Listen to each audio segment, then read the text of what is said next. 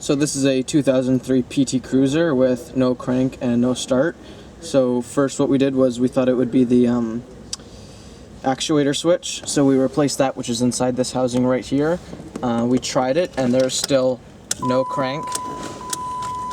So now if we go outside.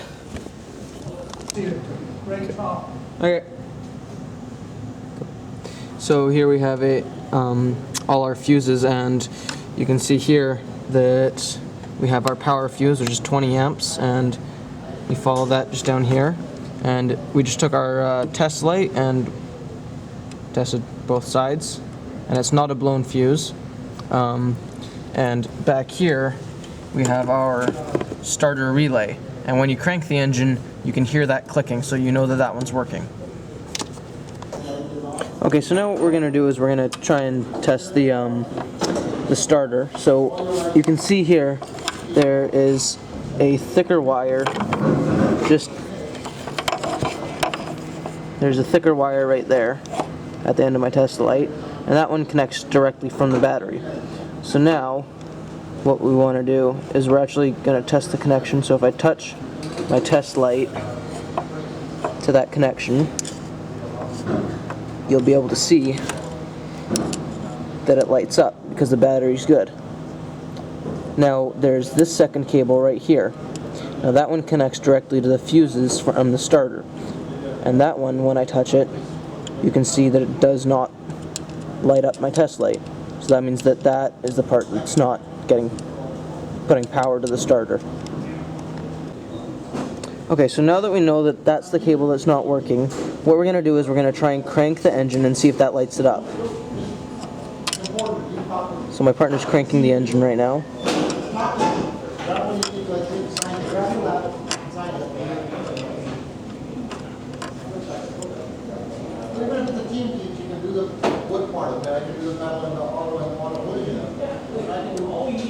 So now that he's cranked it, you can see the light turning on, and it's touching the connection right down there. Okay, so now what we're going to do is we're going to disconnect the negative battery terminal just for safety. So you're going to get yourself a 10mm wrench, and you're just going to come in here and unbolt that, and it will be able to slide off. So now we just have to disconnect all the sensors that are connected to the intake manifold, which is what we have to just take off in order to get to the starter. So what we did is we took off this sensor here, which is connected to the air box that we took off, and we're also going to take off this one before we actually remove the intake. So now to remove the intake, all we got to do is remove these bolts here. They're all 8mm, and then there are two more bolts right here. Those are both 10mm, and then if you come over here, there's a bolt here and another bolt just down here. Those are both 10mm as well. Okay, and there's one other bolt that's kind of hard to see, but it's right behind your vacuum right here, so you'll just pull that off, and it's this bolt right here, it's connecting it. So there's two more bolts that you're going to have to remove on a bracket here. There's this one right here, and there's also one more right underneath here. See this bolt right here? They're both 13mm, and it's probably best if you use an extension to get to them. They're in tight spots. Okay. So you're going to want to make sure you remove everything from the intake manifold so you're not breaking any cables, any lines, or any sensors. So yeah, that includes these throttle cables. You can just pop this open with a flathead screwdriver and set it off to the side, and then you should be able to pull it right out.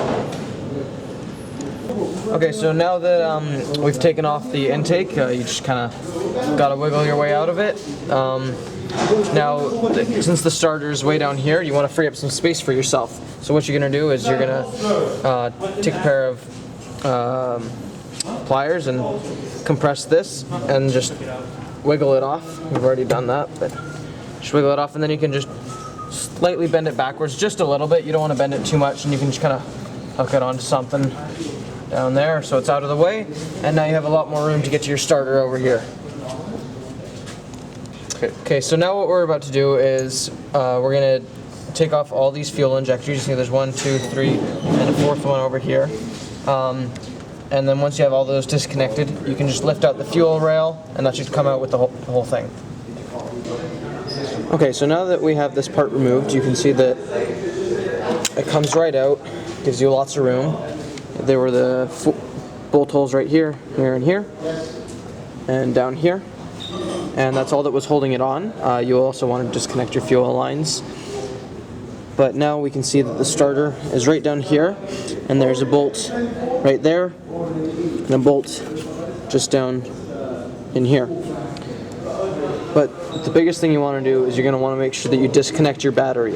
If either of the battery posts are connected, then you could possibly electrocute yourself or others around you. Okay, so as you could see before, this bolt is right in this little nook down in here. It's right there. So to give yourself some extra room, all you got to do is take the battery out. We've already disconnected it, so you just got to shimmy it out. That takes 2 hands, so I wasn't able to show that. But there are 5 bolts. 1, 2, 3, 4, and 5 right there. And then you can take off this whole bottom part, and that'll give you a lot more access to get it from this side. Okay, so now that we have the battery tray just moved out of the way, you can see the bolt right there has a lot more space to get to. You can just, it's right there, get an extension on it, and come at it from this end in here. And same thing, and the bottom one is easy enough. Just need to be able to see it from underneath. It's right down there. You can either put on a ratchet or a wrench, and the whole thing should just lift right off. So now that we have those 2 bolts off, you can just slide it out, and it should come right up. That's what your starter looks like. Okay, so now we have the new starter out, and what you want to do is you want to do a bench test. So here we have our negative grounded out on the bracket there, and you have your positive hooked up right here, which is where the actual cable from the battery goes directly to. So what you're going to want to do is you're going to want to hold a screwdriver by the plastic piece. You don't want to touch any of the metal on here, and then you're going to touch it on there, and you're going to connect the 2. Don't be afraid if there's some sparks. Now if you look down here, you can actually see it activating.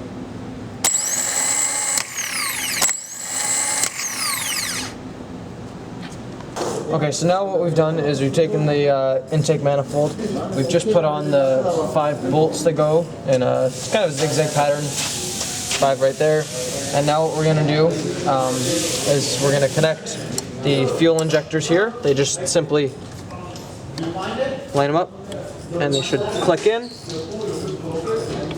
And then there's also a little red tab. I'll show you on this one.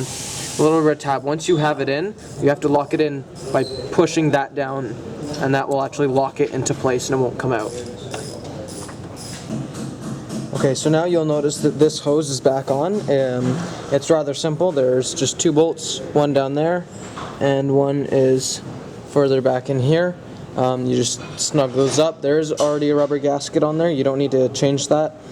And for over here, the clips, I won't be able to record that because that takes 2 hands to do. It's kind of difficult. Just take a pair of pliers, and you can already see where it was before.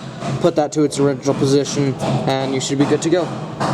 Okay, so now that we have the intake on, finally what we're going to do is we're just going to put the battery back in. So that's as simple as getting the 5 bolts that you took off, snugging them up back in the same spot.